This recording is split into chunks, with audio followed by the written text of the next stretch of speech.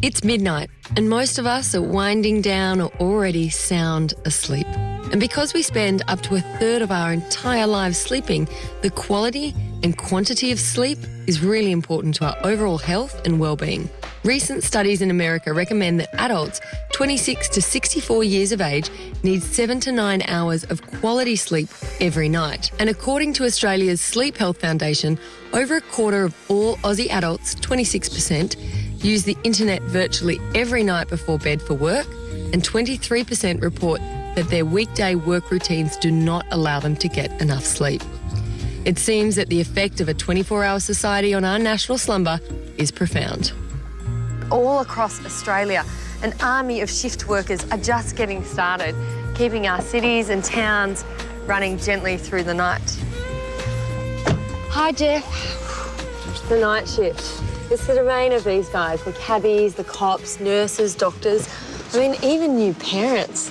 I guess we all do it at some point, but at what cost?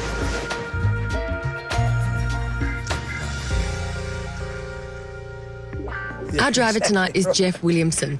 He's been doing the late shift for over 30 years. I think one of the worst things is going to bed one day and going to work one evening and going home getting some sleep. And when you wake up, you're never too sure what day it is. Jeff always does the same shift and only eats home-cooked meals.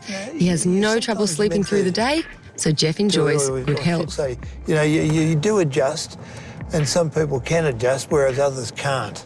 People who work rotating shifts are the most at risk.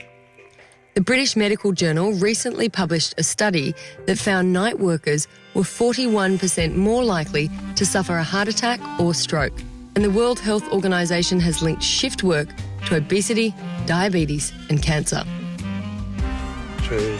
So to find out more, I'm dropping in to see our very own sleep guru, Dr. Mark Levi.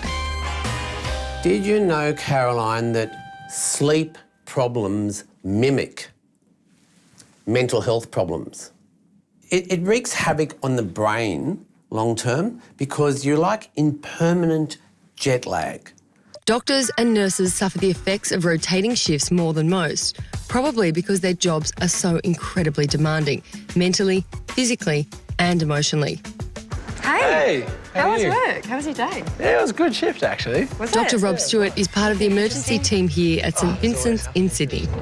How does your body cope? Have you noticed any differences? I have. Like, I used to get up at 5 o'clock, go for a run every morning, no worries, and I think those days are behind me. But like, you jump in a cab to get home because you wouldn't drive, or it's...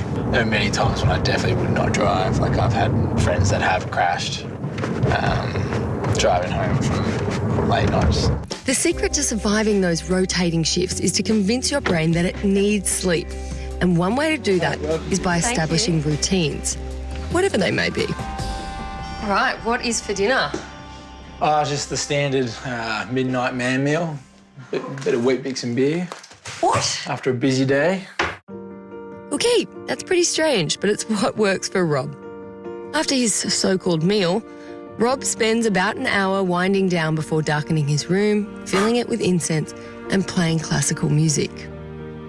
Well, you get your head on the pillow, but the brain's going nuts. It's filing away important messages and problem solving. And all your organs at night are being cleaned and a lot going on. And that's also why you need lots of oxygen at night. If you're a shift worker, is it okay? And the answer is yes, it's okay. You'll be okay. You'll be okay. But you've got to reach out for all the right information, all the right tools, all the right procedures to make the best out of it. I have to show you guys the coolest thing. So most smartphones these days will have a display and brightness setting, and you know that blue light keeps us awake, right? So you can actually set it to night shift. Look at this.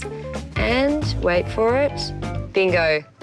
More warm. So you can schedule it so that it's not keeping you awake. But if you have the opposite problem and you need to wake up, or perhaps you're a little jet lagged, check out these guys. A little bit sci-fi, but that green light, I think you wear them for about half an hour to an hour, and that green light does the opposite and wakes you up.